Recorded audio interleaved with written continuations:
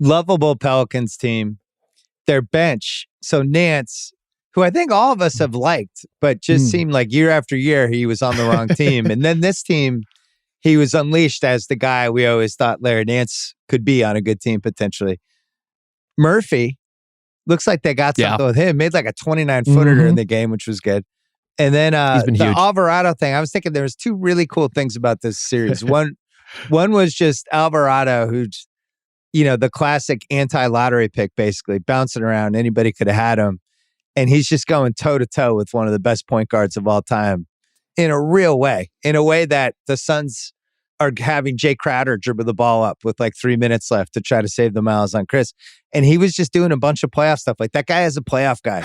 Hands down, that guy is the guy you want in the playoffs. The other thing, and TNT did a good job at the end, was Willie Green, shaking hands and hugging some of the Suns guys and how emotional everybody was. And it makes you think, like, how many jobs change hands every year in the NBA? It's usually like 6 to 8, 6 to 9, something like that.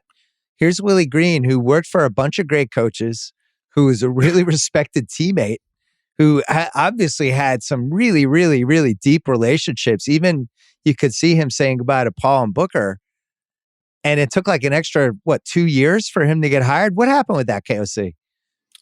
I mean, sometimes timing is everything. And with Willie Green, it's got like right now, Darvin Ham is one of those guys with the Milwaukee Bucks where they've interviewed for a couple jobs and, it's inevitable that they're going to get an opportunity. It just sometimes it doesn't come. But for Willie Green, though, like, doesn't it seem like he is the right guy for this job after we dealt with the Stan Van Gundy experience? Because with SVG, David Griffin, when he explained that hiring, he said he wanted to hire a coach who could hold Zion and Ingram accountable and turn them into, trustworthy defensive players. But it didn't work, but I think the logic behind that made a little bit sense. Willie Green just turned out to be the right voice for that.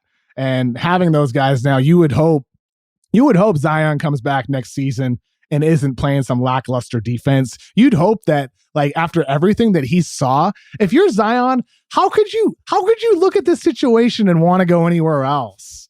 Like, how would you not want to play for Willie Green or get in the best shape of your life to win with these guys? Because I don't know, like Rob and Bill, like, am I overreacting to think that the Pelicans could actually contend if they get the Zion we saw last season? Not at all. I thought Zion was like a top 12 guy last year. He was unbelievable. He was and the rest of the infrastructure is here. Like, the supporting stars are here. The role players are there. Willie Green, to what you were saying, Kev, like, not only did he hold guys accountable and he, set the right culture, he had a really good X's and O's season. He was doing some really inventive stuff to incorporate their best players at the same time, where it wasn't a your turn, my turn, CJ and Brandon Ingram offense. Those guys are collaborative. And you put Zion in there, one of the most unusual and unguardable players in the league. I can't wait to see what Willie Green does with that combination of guys. Well, I can't wait to see what the Pelicans do with their payroll next year, because right now it's 141 and that's locked in, and we haven't even added draft picks, anything else. The other piece is, if they wanted to make a trade other than an OKC, nobody has more picks than them. If they wanted to get frisky, and maybe try to upgrade. I don't even know what the spot would be. Maybe if they tried to upgrade the Valanciunas spot or whatever. But how about the CJ spot?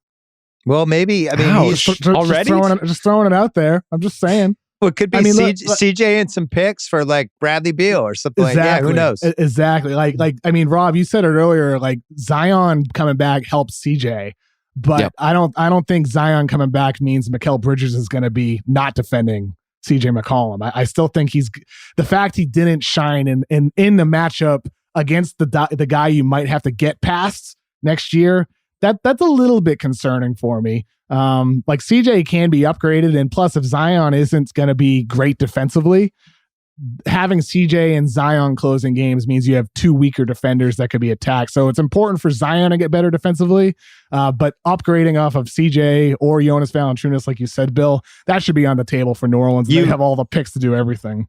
Rob is devastated right now. He was y'all really are cold-blooded. He really loved this Pelicans team. You just broke it up. He just traded CJ and picks for Bradley Beal. What just happened? We tried to trade CJ from Portland for like 7 years, and we're already trying to trade him from New Orleans. Everyone on this Pelicans team is talking about how great CJ McCollum has been for them as a leader, as a culture setter. And it's like, no, let's go. Him and 2 picks. He's out of here.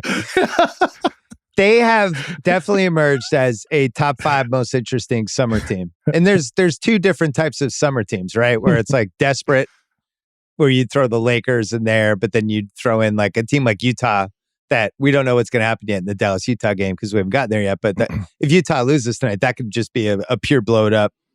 You have a team like the Knicks that probably there's a fundamental kind of need to do something to try to, I don't know, which way are we going? Can we get a star? What are we doing? But then you have a team like the Pelicans that, are now 1 move, 2 moves away from maybe being the 4th best team in the West. I don't know.